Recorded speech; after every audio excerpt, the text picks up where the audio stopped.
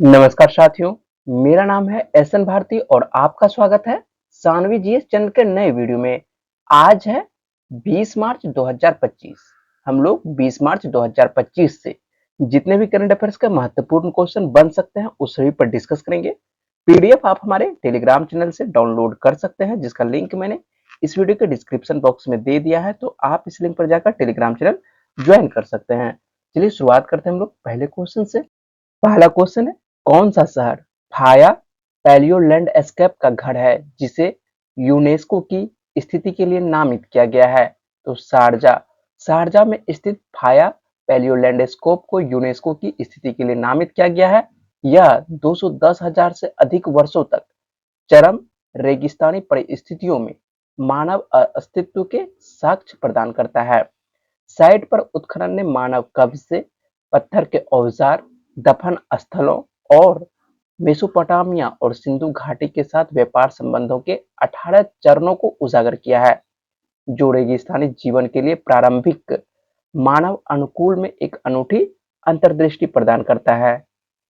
Next question है, किस राज्य सरकार ने स्वरोजगार को बढ़ावा देने के लिए राजीव युवा विकासम योजना शुरू की है? तो राजीव युवा विकासम योजना जो है तेलंगाना सरकार के द्वारा शुरू किया गया है। तेलंगाना सरकार ने जो है स्वरोजगार को और आर्थिक विकास को बढ़ावा देने के उद्देश्य से राजीव युवा विकासम योजना शुरू की है। इस पहल की शुरुआत जो है मुख्यमंत्री ए रेवंत रेड्डी ने की है। इसका उद्देश्य बेरोजगार युवाओं, खास तौर पर हाशिए पर पड़े समुदायों के युवाओं को अपना खुद का व्यवसाय स्थापित करने के लिए वित्तीय सहायता प्रदान करके उन्हें सशक्त बनाना है। और नाम आता है तेलंगाना का, तो हम लोग तेलंगाना के बारे में जान लेते हैं। तो तेलंगाना की राजधानी क्या है? हैदराबाद। और मुख्यमंत्री कौन है? तो ए रेवंत रेड्डी हैं। राज्यपाल कौन है तेलंगाना के? तो जिष्णुदेव वर्मा है। लोकसभा की कितनी सीटें आती है तेलंगाना से? 17 सीटें। और राज्यसभा की 7 सीटें तेलंगाना से आती है। नेक्स्ट क्वेश्चन है, कौन सा राज्य अधिक कठोर धर्मांतरण विरोधी कानून लागू करने की तैयारी में है? तो छत्तीसगढ़। छत्तीसगढ़ जो है अधिक कठोर धर्मांतरण विरोधी कानून लागू करने की तैयारी में है। छत्तीसगढ़ के मुख्यमंत्री विष्णुदेव साय के नेतृत्व वाली भाजपा सरकार अवैध धर्मांतरण को रोकने के लिए अधिक कठोर धर्मांतरण विरोधी कानून लाने पर काम कर रही है, जबकि राज्य में पहले से ही छत्तीसगढ़ धर्म स्वतंत्रता अधिनियम 1968 है। नए कानून का उद्देश्य क्या है? तो नए कानून का उद्देश्य जो है विश्वास उपचार की आड़ में जबरदस्ती, प्रलोभन, सभाओं के माध्यम से धर्मांतरण, और ऐसे व्यक्ति को जो है इसके अंतर्गत रखा जाएगा जो कि मान के चले कि जबरदस्ती धर्मांतरण करवाते हैं या प्रलोभन दे के धर्मांतरण कराते हैं या सभाओं के माध्यम से धर्मांतरण कराते हैं। नाम आता है छत्तीसगढ़ का, तो हम लोग छत्तीसगढ़ के बारे में जान लेते हैं। तो छत्तीसगढ़ की राजधानी क्या है? रायपुर है। और मुख्यमंत्री कौन है? तो विष्णुदेव साय है। और राज्यपाल कौन है छत्तीसगढ़ के? तो रेमन डेका है। लोकसभा की कितनी सीटें आती है छत्तीसगढ़ से? 11 सीटें। और राज्यसभा की 5 सीटें छत्तीसगढ़ से आती है।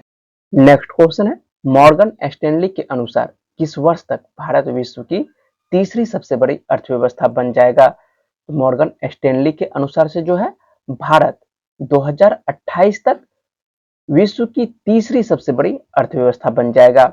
मॉर्गन स्टैनली के अनुसार भारत की जीडीपी 2028 तक 5.7 ट्रिलियन डॉलर तक पहुंचने का अनुमान है, जिससे यह जर्मनी और जापान को पीछे छोड़ते हुए वैश्विक स्तर पर तीसरी सबसे बड़ी अर्थव्यवस्था बन जाएगी। वर्तमान में जो है भारत 5वें स्थान पर है। वर्तमान में भारत किस स्थान पर है? तो वर्तमान में भारत 5वें स्थान पर है, लेकिन 2026 तक जापान से आगे निकलकर चौथी सबसे बड़ी अर्थव्यवस्था बनने की उम्मीद है। नेक्स्ट क्वेश्चन है, श्री एस रामकृष्णन द्रव एवं तापीय विज्ञान अनुसंधान उत्कृष्टता केंद्र का शुभारंभ कहाँ किया गया है? तो आईआईटी मद्रास में। आईआईटी मद्रास में जो है द्रव और तापीय विज्ञान अनुसंधान में श्री एस रामकृष्णन उत्कृष्टता केंद्र का शुभारंभ किया गया है।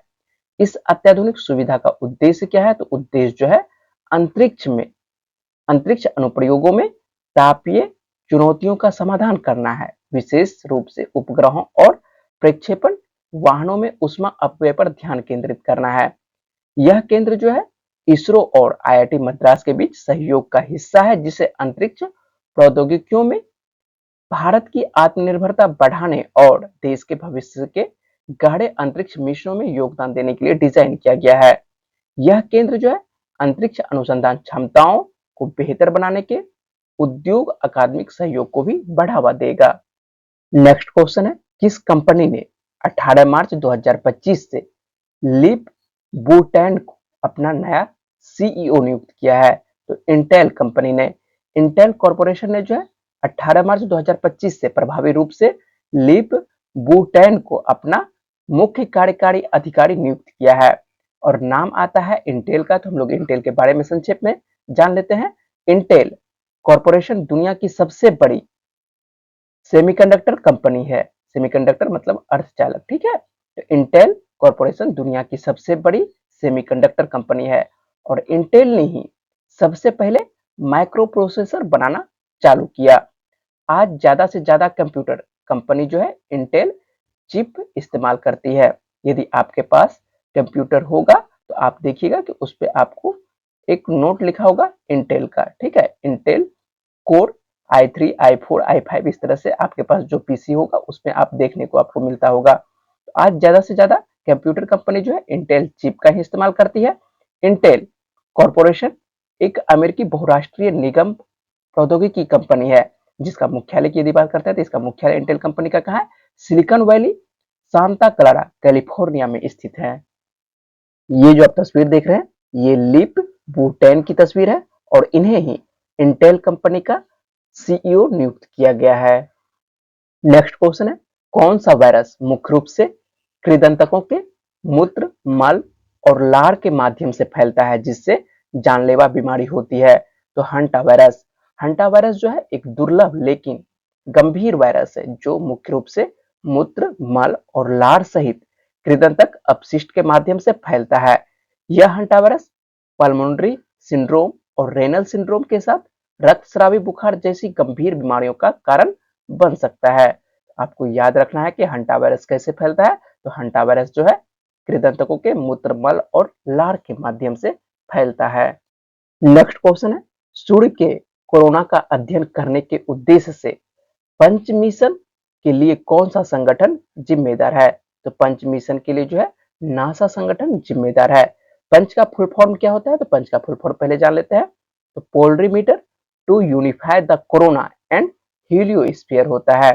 नासा पंच मिशन के लिए जिम्मेदार है जो सूर्य के कोरोना का अध्ययन करने पर केंद्रित है, जो सौर गतिविधि का एक महत्वपूर्ण पहलू है। यह मिशन सूर्य के सौर अधिकतम के निकट होने के कारण सौर अध्ययनों को बढ़ाने की व्यापक प्रवृत्ति का हिस्सा है। नेक्स्ट क्वेश्चन है, किन दो देशों ने एआई और बायो मार्कर का उपयोग करके स्वस्थ मस्तिष्क की उम्र बढ़ाने पर अनुसंधान को आगे बढ़ाने के लिए साझेदारी की है? तो यूनाइटेड किंगडम और भारत के द्वारा।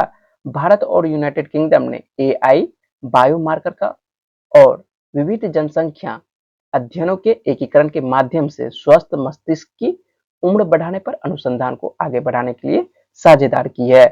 और नाम आता है यूके का। तो यूके के बारे में जान लेते हैं। तो यूके की राजधानी क्या है? लंदन है। और यहाँ पर जो मुद्रा चलती है पाउंड मुद्रा।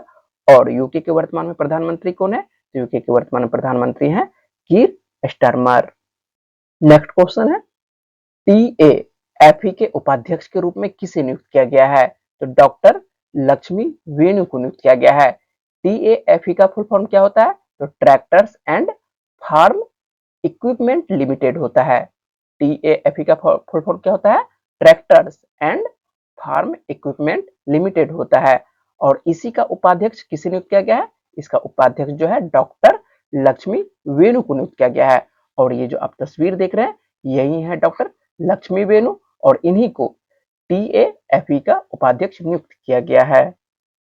पिछले वीडियो में मैंने आप लोगों से प्रश्न पूछा था कबड्डी विश्व कप 2025 का आयोजन कहाँ किया गया है?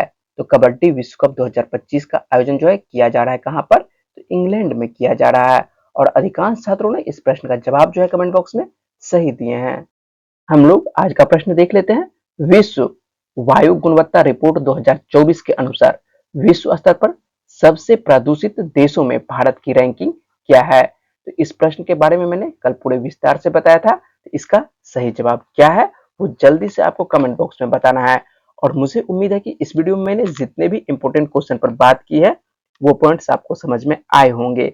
अगर आपको वीडियो अच्छी लगी तो वीडियो को लाइक करिएगा, शेयर करिएगा और अपने दोस्तों को वीडियो के बारे में बताइएगा और चैनल को सब्सक्राइब अवश्य कर लीजिएगा, जिससे कि आपके पास प्रत्येक दिन करंट अफेयर्स मिलता रहे। चलिए मिलते हैं आप लोगों से अगली वीडियो में, तब तक के लिए अपना ख्याल रखिएगा, पढ़ते रहिए। वीडियो में बने रहने के लिए बहुत बहुत शुक्रिया, धन्यवाद।